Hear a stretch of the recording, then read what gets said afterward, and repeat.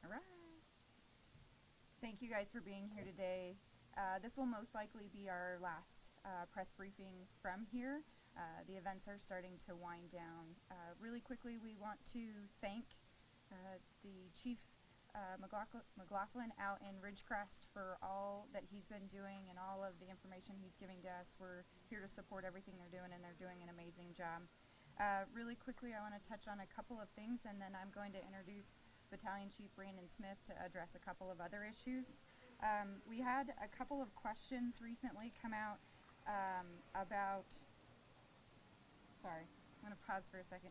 I'm going to bring Brandon up first to answer some questions about the proclamation and the declarations that you're hearing from the governor and the presidential declaration and the status of the dam, and then I'll address some other issues.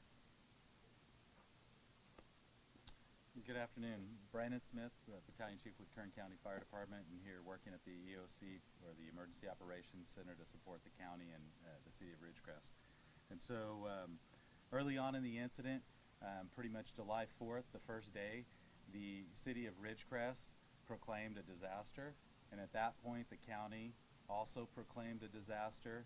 And then with that proclamation, the county did that in support of the county, but also to support the city of Ridgecrest.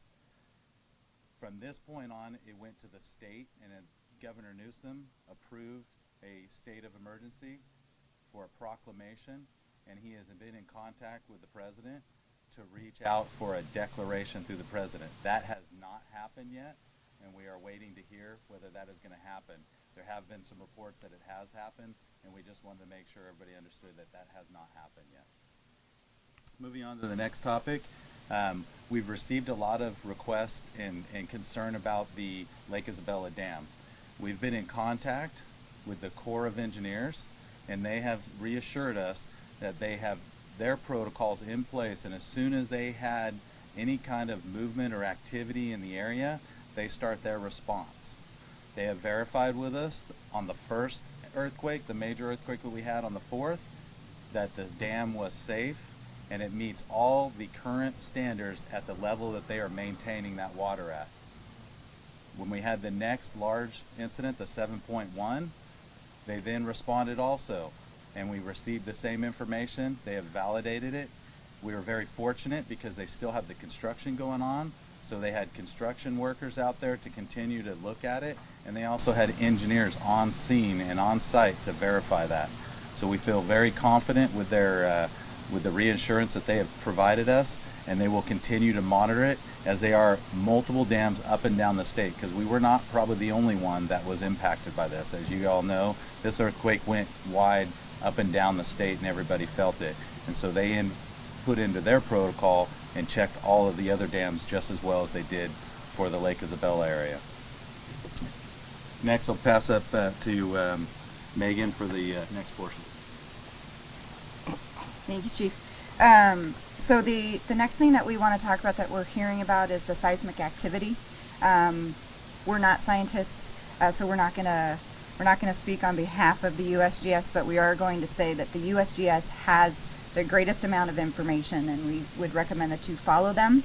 There are a lot of rumors starting about whether or not there are subsequent earthquakes that will be coming. What we do know is that it is likely that you will feel 4 and 5 point aftershocks there in the Ridgecrest area, and so we're going to remind people that you need to be prepared. The folks in Ridgecrest and around the area have been exposed to this for several days now. It's extremely stressful. So for the folks in Bakersfield, please be prepared, just like we've been asking you to be the entire time. Again, we cannot predict earthquakes, nor would anyone up here attempt to make that prediction. So follow the USGS. They have the current activity and all that information. The other issue on the seismic activity is that there are places where the ground has broken open, and we're seeing some startling images of people actually putting themselves or their hands or feet in the cracks to demonstrate how large they are. So we would ask you not to put yourself in the crack, even as amazing as it looks. Don't put yourself in harm's way. That's unstable ground. And then the last thing that we'd like to address is the donations. We've had a lot of questions about not needing donations at this time. What ends up happening is that we have an extremely generous community and they want to support the residents out there. The problem is that when we get all of the goods in that may not necessarily be what the residents need, we then have an incident inside this incident of having to control and deal with the logistics of all of those donations. So while we absolutely understand and appreciate the generosity of the community, we are strongly encouraging people to stick with monetary donations. The American Red Cross is really working, providing great support out there, so we suggest their disaster relief fund is a great way to do that. There are also funds already set up from some of the nonprofits here locally, so we would suggest that you pursue that. I also want to say that that was not a decision of the American Red Cross. That was a decision on the county's part because of the logistical issues that come with that. So that's the updates that we have. We're happy to take questions. Either myself or Battalion Chief Smith can answer. So the people of Bakersfield should, if they want to help out, they shouldn't donate. They should make monetary donations and anything, not physical donations. Correct, not physical donations. There's an amazing system in place, and you may be able to speak greater to that, but when resources are needed, whether it's water or food, immediate care, we have resources in place to respond to the immediate needs. It's the prolonged need where you start to see a need for donations, and so we would call for that when we need it. Anything to... Just a couple. Just want to add a little bit to this is, there's a wide range of ways to help out, and many of them are volunteer.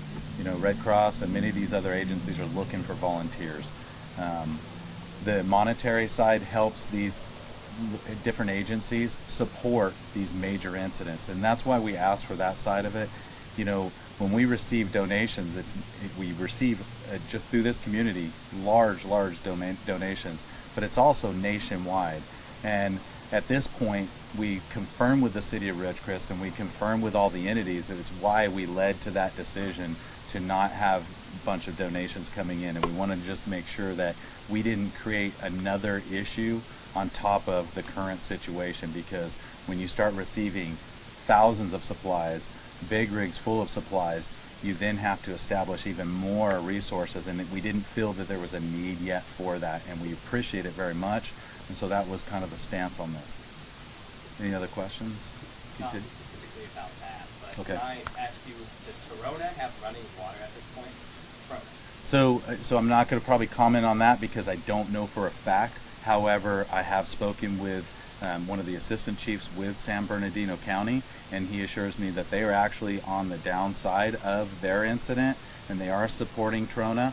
They some of the water we had delivered to Kern County or Ridgecrest was diverted to Trona to support them for drinking water, and they are receiving that support through the San Bernardino County.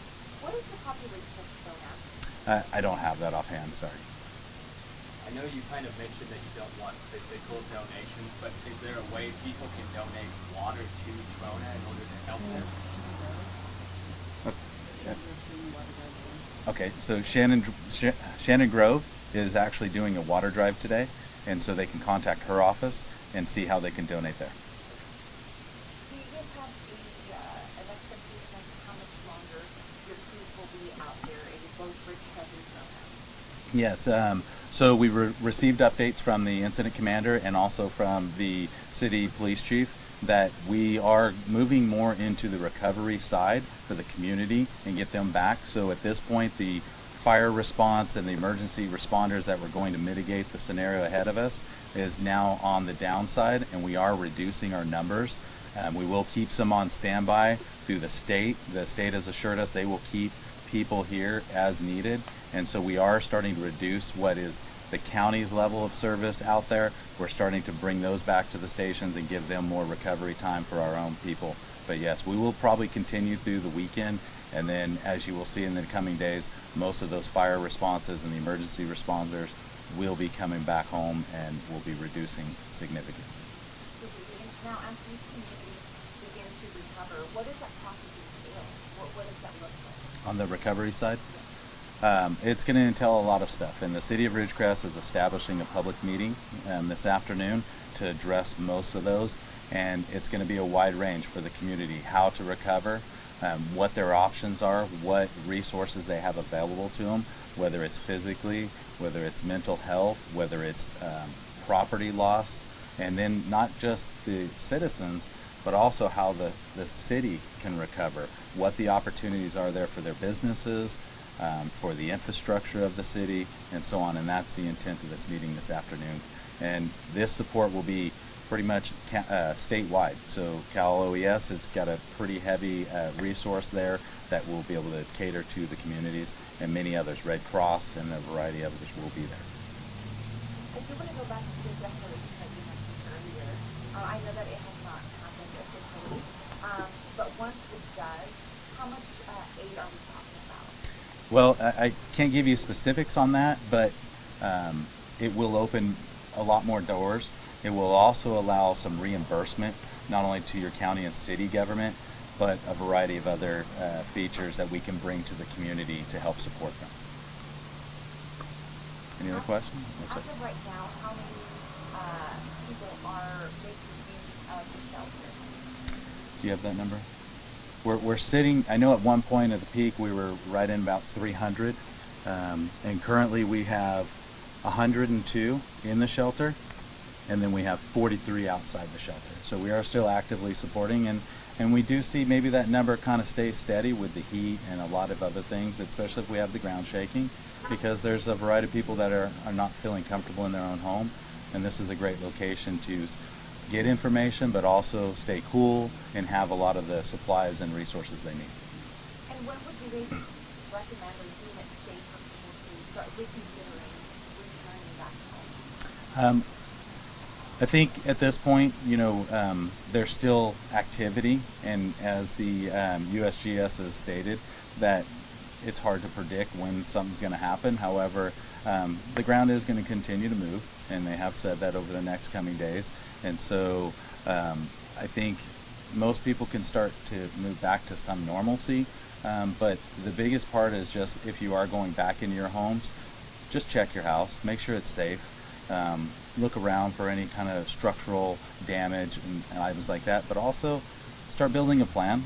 If you don't have a plan in place, have a go kit, have your medications, pet food, water supply, all those things that you would need on just a short-term, regular basis. Make sure you have those and have a plan of communicating with your family to stay in touch. Is there anything else you find important that we haven't asked you about that you want to talk about? Well, I think there's a lot of questions about the EOC, or the Emergency Operations Center, and what its job is. And we have this mutual aid system, as we've talked a lot about, how we've gotten the resources up and down the state. And where the county EOC comes into play is we bring a lot of those resources. We talk with the cities around within the county, confirm what their needs are, and once they no longer can manage it within the city's capacity, because these disasters, they go well beyond just a regular scenario. And so that's where the county EOC comes in, and it's basically a partnership amongst the county, so we can get resources from various cities throughout the county, throughout the Bakersfield city, and then once we can't any longer sustain that within the county, we reach out to the state, and that's part of that mutual aid system, and that's what the Emergency Operations Center coordinates.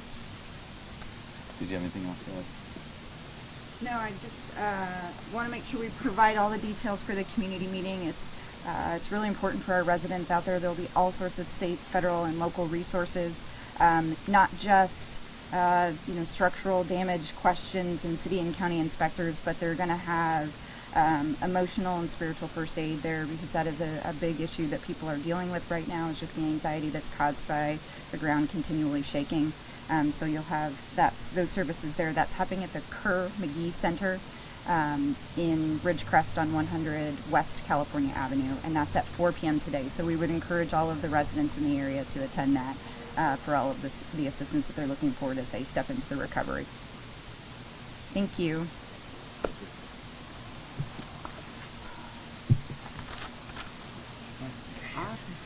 Sorry, Thank we ran you. you a little fast. That's all right.